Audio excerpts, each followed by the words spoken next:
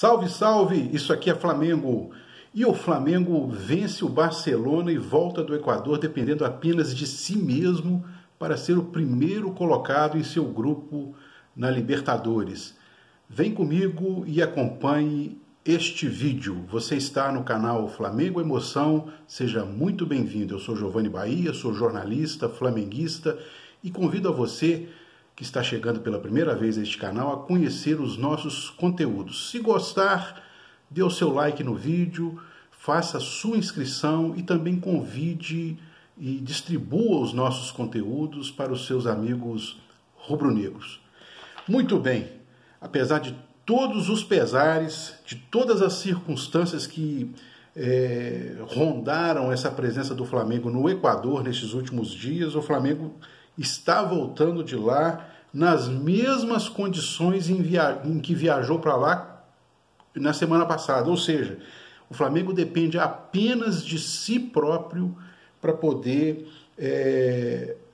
apenas de si próprio para ser o primeiro colocado em seu grupo na Libertadores. É algo que até horas antes do jogo, momentos antes do jogo, era inimaginável para todos nós. A maratona do Equador terminou até melhor do que a nação rubro-negra esperava.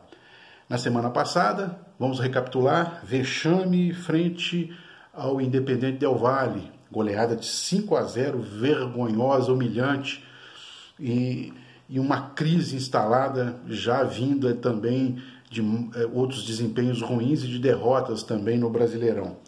A torcida detonou o time e, sobretudo, detonou o técnico Domenech Torrent.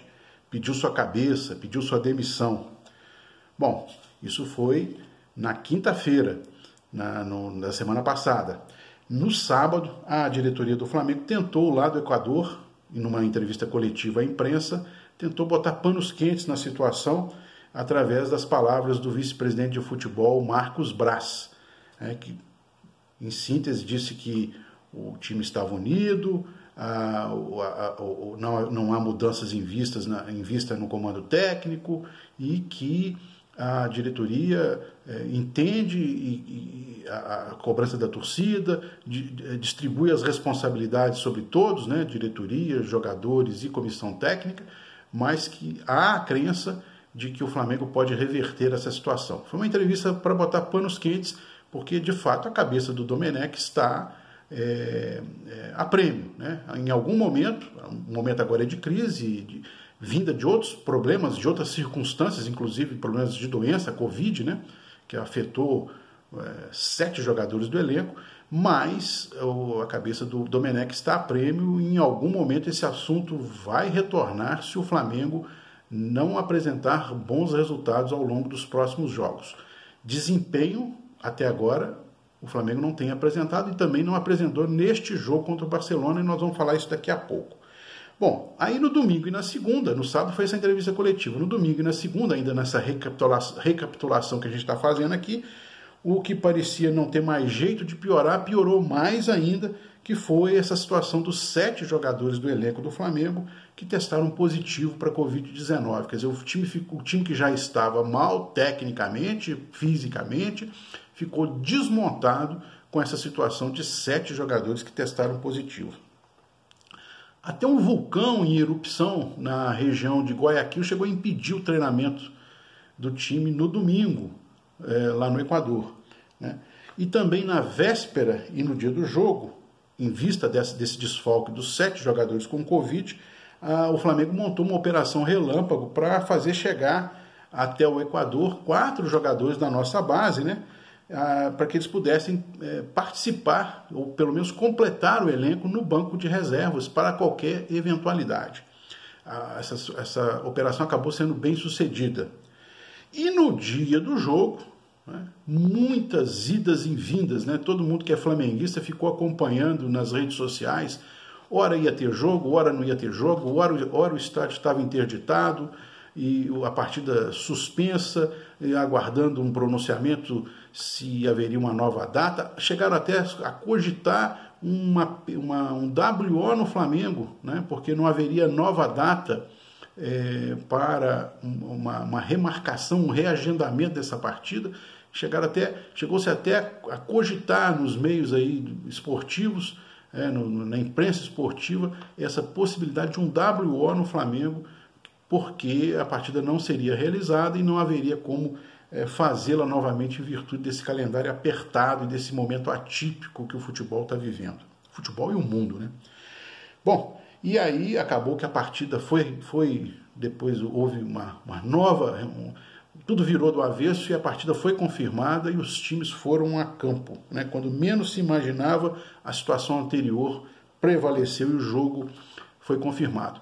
Isso tudo mexe, óbvio, com o psicológico dos jogadores. Já estavam todos afetados com o problema da goleada humilhante de 5-0 lá contra o Del Valle. A cobrança da torcida, as pressões, né? E aí vem os 7 jogadores que testaram positivo com a Covid, quer dizer, amplia essa questão psicológica, essa pressão psicológica sobre os jogadores, né? E tudo isso conspirava, evidentemente, contra o Flamengo. E a bola rolou, veio o jogo e tudo terminou bem melhor do que a gente imaginava e do que a gente esperava.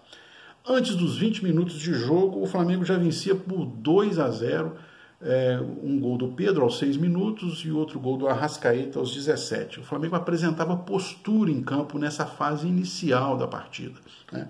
A bem da verdade, poderia até ter feito o terceiro gol nessa fase inicial do primeiro tempo e ter liquidado a partida ali. Não fez isso e por isso acabou se complicando, porque o time voltou a apresentar aqueles altos e baixos que nós já estamos acostumados a ver. E esses altos e baixos se manifestaram a partir da metade do primeiro tempo em diante.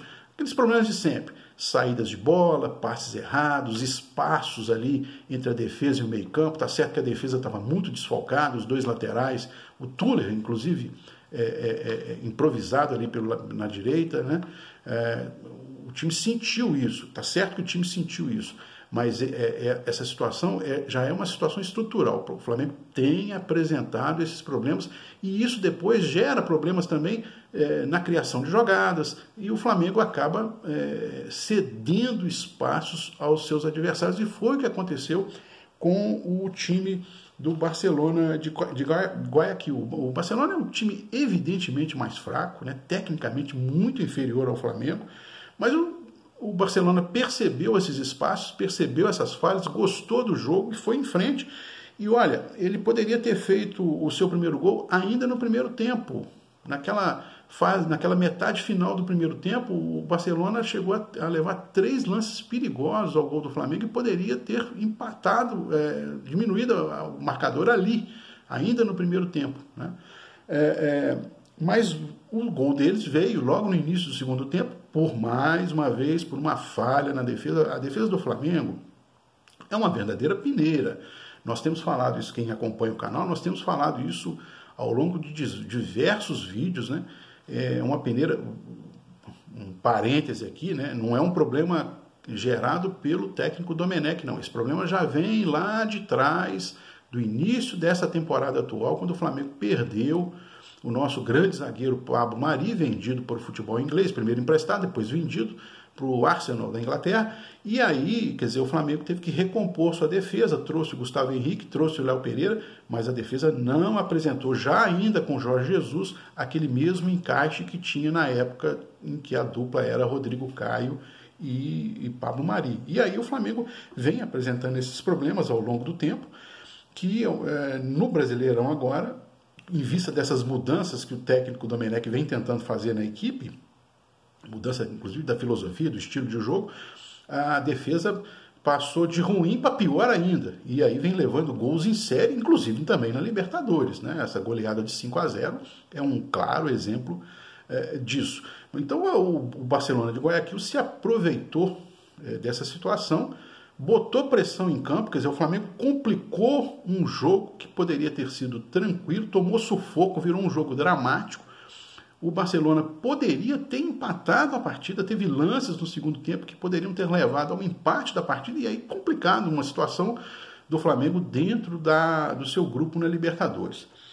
Mas O que importa é que o resultado, apesar desse sufoco todo, o resultado veio com essa vitória de 2-1, né? E o Flamengo pôde respirar dentro do seu grupo, né? Em vista de todas as circunstâncias, de tudo o que aconteceu no Equador, né? O que importava mesmo era este resultado. E ele veio, e o importante é isso, são os 3 pontos. E todo mundo já tomava o caminho do aeroporto para embarcar para o Brasil, satisfeito, né? com o desfecho dessa maratona no Equador. E aí o que já estava no lucro melhorou ainda mais, se é que era possível, melhorou ainda mais, porque lá na Colômbia, o Júnior Barranquilla, no complemento da rodada do Grupo A, do qual o Flamengo faz parte, na Libertadores, o Júnior Barranquilla recebeu o Independiente Del Valle, né, que é todo incensado aí pela mídia esportiva, né, a sensação do atual do continente sul-americano, recebeu lá o Independiente Del Valle, em casa, na Colômbia, né. Nós não esperávamos muito dessa partida, né, uma partida da qual um empate já era um excelente resultado para o Flamengo, né. E aí aquilo que era, vamos dizer assim, a normalidade começou a acontecer. O Independiente abriu o placar, 1-0, um certo domínio no início do jogo, mas aí veio o empate e aí daí em diante o Júnior Barranquilla gostou e tomou conta do jogo e deu um baile 4-1 no Independiente Del Valle, né? O resultado com isso muito bom para o Flamengo, embolou o grupo. O Independiente Del Valle é o líder do Grupo A, com 9 pontos, a mesma pontuação do Flamengo, também 9 pontos. No entanto, o Independiente Del Valle tem saldo de gols, 8 gols de saldo, o Flamengo tem 0 de saldo. O Júnior Barranquilla, com essa vitória inesperada, subiu a 6 pontos, tá? 3 pontos do Independiente e do Flamengo. E o Barcelona de Guayaquil tem 0, já está eliminado, não tem chance alguma mais, né, de classificação.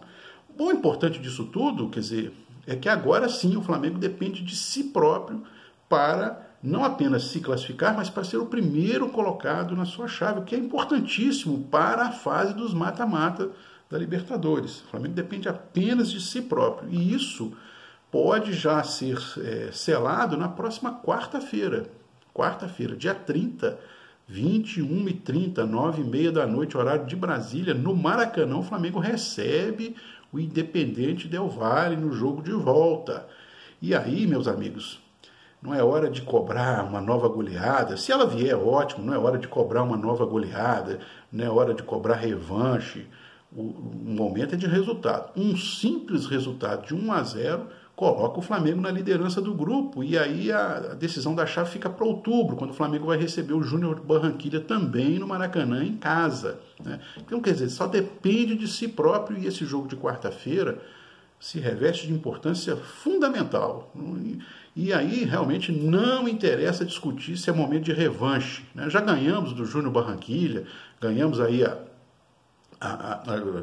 já ganhamos do Independiente Del Valle na Recopa. Não é momento de se falar em revanche, o momento é de resultados, né? Claro, o Flamengo tem desfalques, né? Tem problemas, tem um problema da Covid no elenco, né? Não sabemos se outros atletas poderão vir a apresentar esse problema da Covid ao longo dos próximos dias, né?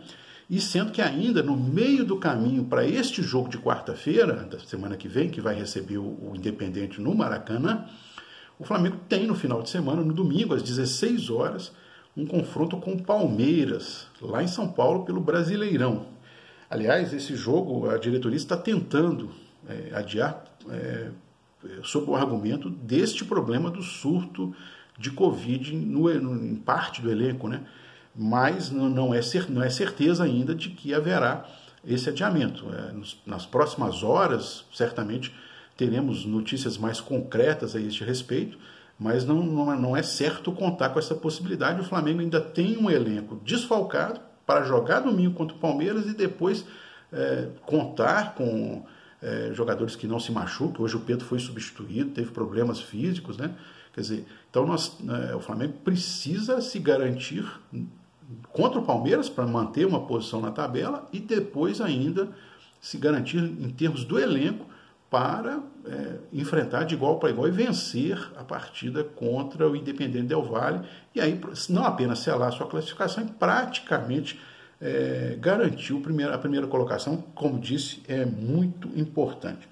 O certo agora, meus amigos, o certo agora é que o Flamengo tem que superar crises, cobranças, doenças, falhas evidentes que o time apresenta em campo para ultrapassar essa péssima, essa sofrível fase que nós estamos vivendo.